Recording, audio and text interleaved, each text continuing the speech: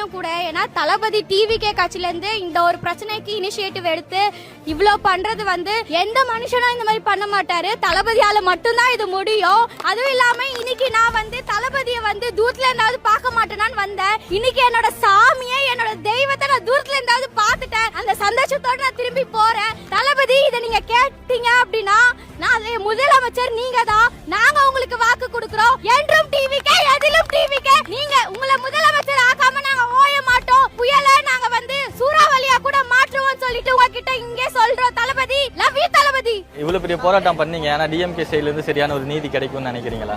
அவங்க கிட்ட இருந்து நீதி கிடைக்கணும். அவங்க நீதி தரலனா அதுக்கப்புறம் அதுக்கான விளைவுகள் என்னவோ அவங்க சந்திப்பாங்க. அவ்வளவுதான். எங்க தளபதி அதுக்கான பதில் அடி கொடுப்பாரு. அதுக்கான என்னவோ நீதி கிடைக்கிற வரைக்கும் நாங்க பதில் கொடுப்போம். அதுக்கான விளைவுகளை டிஎம்கே சந்திக்கும்.